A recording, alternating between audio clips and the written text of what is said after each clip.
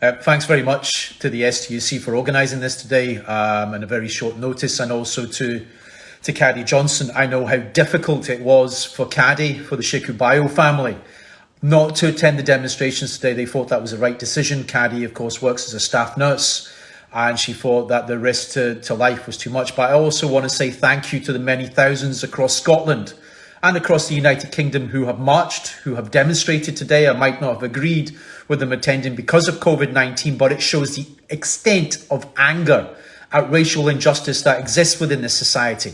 Because this isn't, people ask me the question over the last 2 weeks saying, well, why George Floyd?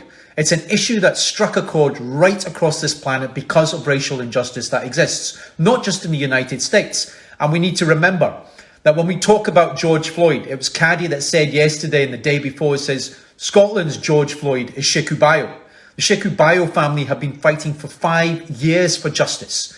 You know, when we look at the TV screen pictures, when we see the riots, when we see the police rioting, the state rioting, the violence of the police in the United States against the demonstrators, we have been there before. You could replace the pictures with the 1950s and the 1960s and the civil rights movement, and it would almost seem exactly the same. But one piece of hope that I've got from the last week or so of watching the pictures is the fact of the movement is now dominated by young black and young white people who have said enough is enough. But when we talk today and when people demonstrated today, one thing that stood out for me, and I apologize for my anger, because it's also frustration.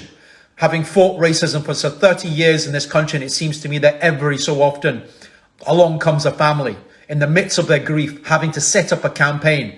And no one can understand the pain and the absolute pain that you feel when you have lost a loved one, and in the midst of your grief, having to set up a campaign simply to ask for justice. And remember this, it's not just Sheku Bayoh. Since 1969 in this country, there have been 3,000 deaths in custody. And ask the question, how many police officers have been successfully prosecuted for homicide, for the charges of homicide in the United Kingdom, in a democracy? And the answer is zero. 1,841 since 1990, and the answer is zero. So when you want to talk about George Floyd, then you start. And if you want to fight racial injustice, and if you think Black Lives Matter, it's not just about hashtags. It's not just about the selfies. It's not just about hanging the banners outside the window. And all these things are important because it meant a great deal for Caddy. Because today was the 5th anniversary of the funeral, the day that she lay her brother to rest, but he does not rest as far as the family is concerned. Today was the day that we marched with his coffin through the streets of Kirkcaldy demanding justice. And so today that is what happened.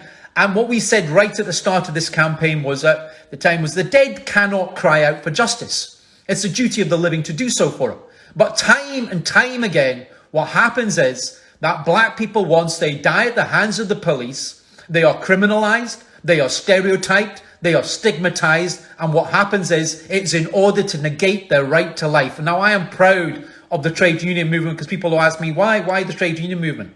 Over the years, in Scotland, it's been the trade union movement that has always come to the aid of the black and Asian and minority ethnic community, as they did some 20 years ago for the Choker family after a racist murder. Now, like Surjit Singh Choker, I never knew Sheku Bayoh. Right? What I do know is that he wasn't a rich man, he wasn't a powerful man, but he had a stubborn family, 3 sisters, a mother, a brother-in-law, his partner Colette, and he also had 2 young sons. And this family has refused to be patronized, to be bullied, to be lied to or silenced. And I think it's very important to remember what actually happened to Sheku. On the 3rd of May, 2015 at 7:30 a.m. What happened was that police received reports of a black man walking down the street, acting erratically with a knife, and 6 police vehicles were dispatched. 6 police vehicles. The first 2 officers to arrive on the scene. Sheku walking down the street, open palms, no knife in his hand. No knife was ever found upon him. He never brandished a knife. He had never attacked a police officer knife. But what was the response of the police who greeted him? They used CS spray, they used Pava spray, they used batons, and he was brought to the ground in less than 1 minute. And he had a total of up to 9 police officers involved in the restraint and some 6 officers on him. Some 54 separate injuries, lacerations, a broken rib.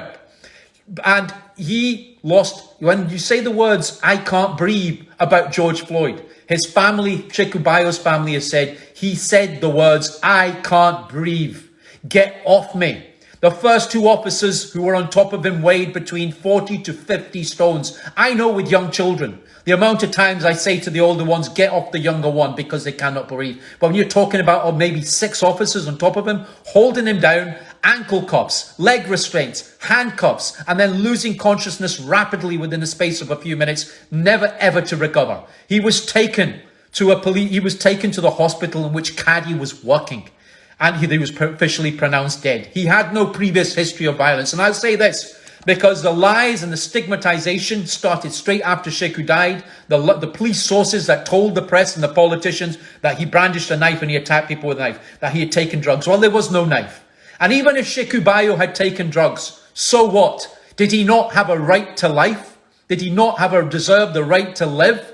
And if he was breaking the law, then the police had to act. They had to act, but they had to act reasonably, legitimately, and proportionately, and he had the right to life. And I will say this, that many people have said, well, what about the race? Race didn't come from us. The question of race didn't come from us. It was the family of one of the police officers who got in touch with the Sheku Bayoh family and then with the BBC to say that one of the officers was a racist and that he hated black people and he had been violent to their own family. And then that was exposed.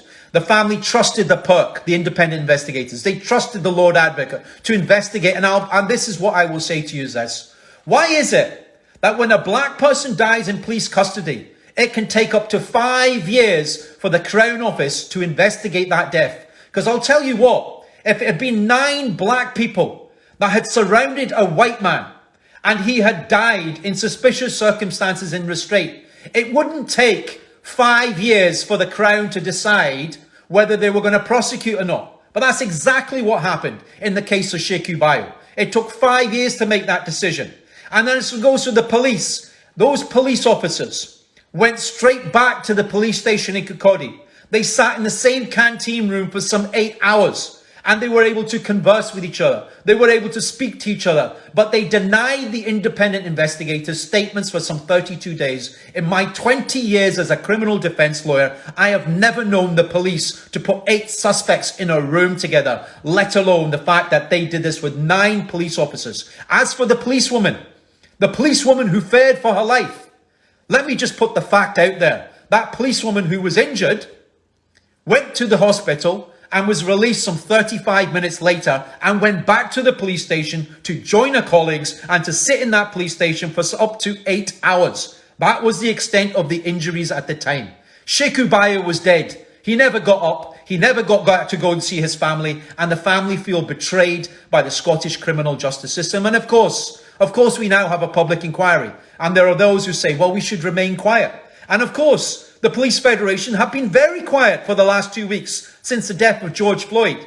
But the only thing they have said was today in the Sunday Mail, with the complaints that the Police Federation made about police officers taking the knee. I, for one, am uncomfortable about certain individuals, politicians taking the knee, leaders of nations taking the knee. But I will not condemn those who do wish to take the knee. And for the Police Federation to speak out today of all days to complain about officers, one of whom is a high-profile Asian officer taking the knee, all I'll say is, why don't you concentrate on the public inquiry? Why don't you concentrate on giving the facts to the family and giving them justice? Because that is what the family want. The family said from day one, we only want to know the truth. But what we'll say is this: 5 days of protest and civil unrest in the United States has given the family of George Floyd, the black community in the United States, more than we will ever get. Because within 5 days, it was decided that 4 police officers will stand trial for the death of George Floyd.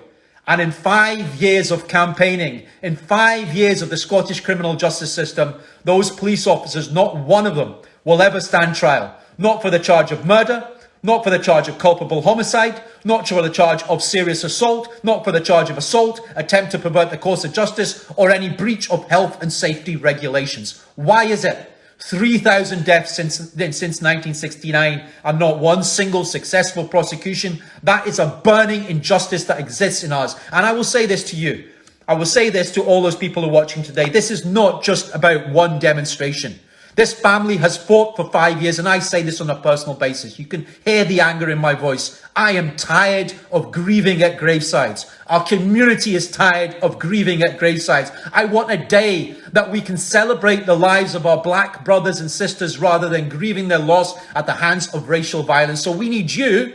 We need the people who are listening here today. We need you to do more than just hashtags. We need you to support the campaign for justice of Sheku Bayoh. It has been relaunched today by the Scottish TUC. We need you to get the message out. We need you to support the crowdfunder, and we need you to join the line. We need you to take the knee when it comes, when we appear at the public inquiry. We need you to contact your MSPs. And I'll say this to every single politician, with a few honourable exceptions, to every public figure that went out and put up the name of George Floyd and said Black Lives Matter and their hearts were broken. Where were you in 5 years when we fought for the family of Sheku Bayoh and we heard nothing from you?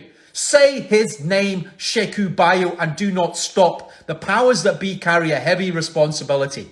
Then no officer should ever be above the law. We know, and the family know, they will never really get justice, but they want the truth. They want a legacy. They want a legacy of Sheku Bayoh. They want his 2 sons to grow up being proud of a father that they never knew. He had lots of similarities to George Floyd. He was a loving father. He was a loving partner. He was a loving son, and he was a loving brother. But as I said, the similarities end there, because in George Floyd's case, 4 officers will face trial.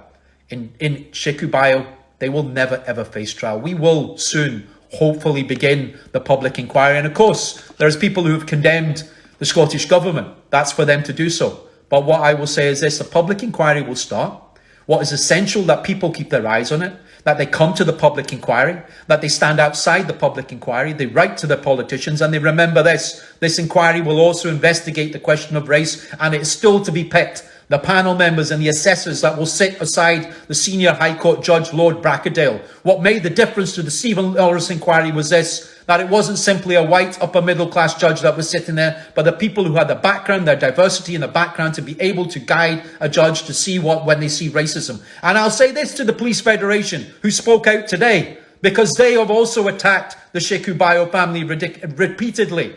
When you have an organisation whose committee is made up of 137 white police officers, you have a problem. When you have a parliament that only has 2 black or Asian representatives, you have a problem. This society has had a problem. When I had my teeth smashed out in 1991 by Strathclyde police officers, and I took my case to court, and it took 4 years, and in the 4 years I was arrested some 20 times, and several times I appeared in court, eventually to win my case and to be told, you made legal history. You're the first black or Asian person to win a case for a racist attack by the police. Why am I, since 1991 and 95 when I won my case, still the only person? We need for that to change, and it isn't just carrying placards and banners, and we need our politicians to know that this movement is not going away. This movement is launched today. We will get justice. We will not give up until we get justice and truth for Sheku Bayoh and for all those people. For Ahmed Sheikh, murdered in the 1980s, a Somalian refugee killed by casuals and racists and individuals who walked away for that murder. Remember Surjit Singh Chokha. Remember Imran Khan, who died and murdered because of racism. And also remember the case of Chris Donald. There has been case after case in this country. And just because we don't have the mobile phone footage doesn't mean it didn't happen. We had the CCTV, we have seen the statements, we know what has gone on, and we want it to be exposed, and the family need your support. We need your support. We cannot stop fighting for this. And please, I beg you, I plead with you to say, do not walk away from this movement now, because you will never be forgiven. This is an opening of an opportunity for the people of Scotland to say, we don't just care about black lives in the United States, but we also think black lives matter in Scotland. Support the crowdfunder. The dead cannot cry out for justice, but it's the duty of the living to do so for them. Thank you so much.